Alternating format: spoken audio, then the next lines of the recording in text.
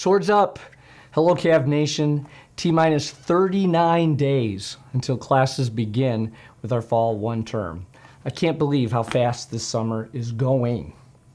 Last week, Bishop David Bonner, our bishop of the Diocese of Youngstown, made this observation in the diocesan newspaper. We live in a fractured world, riddled with discord and divisiveness. This is not the life Jesus intended for us.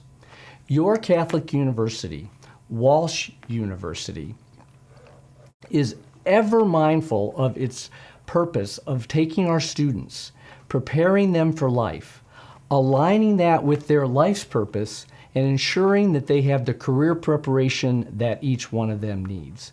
We are ever mindful of our need to nurture and sustain an environment that shares with all the teachings of Jesus Christ and His church and offers a model, a path to a lifetime of happiness and holiness.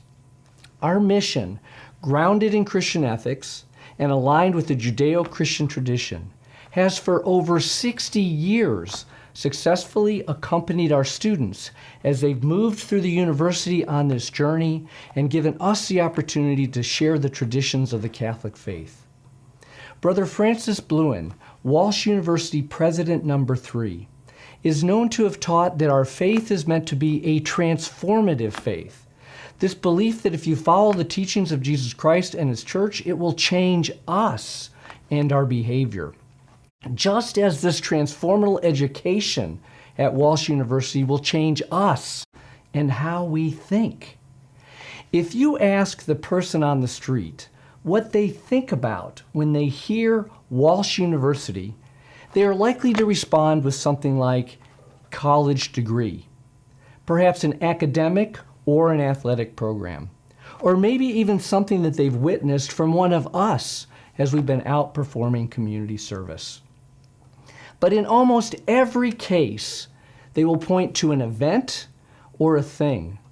But Walsh University is so much more than that. Walsh University, our essential function is preparing people for their purpose and for life. We are in the people business. People are our number one resource, our faculty, our staff, our coaches, and our students. So keeping our eye on you, on that, on our number one resource, today we continue a 933-year tradition in Catholic higher education, and we continue to build upon the legacy of the Brothers of Christian Instruction as we announce several new initiatives to include the expansion of Walsh United, an idea begun not even a year ago to focus on this racial divide in our nation, and today we open this up to include all affinity groups so that we can provide each of them the support that we need.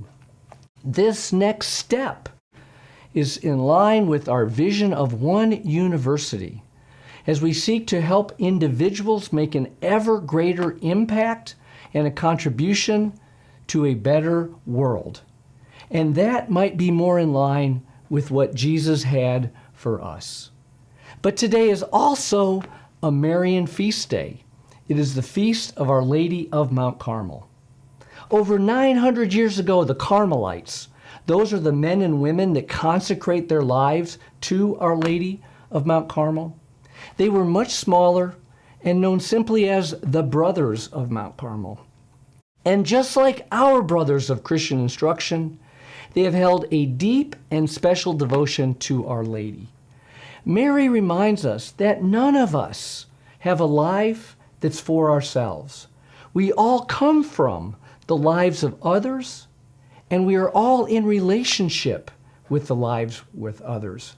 In fact, she models for us that transformative faith that Brother Francis himself taught each of us here at Walsh University. Every day, for hundreds of years, the Carmelites have recited a prayer that was actually a poem.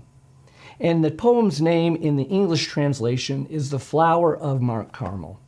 So as I conclude with a single line from that prayer, I seek the intercession of Our Lady for the success of these new initiatives and that Cav Nation, as a community, will be able to make come alive Bishop Bonner's Episcopal model, that all may be one.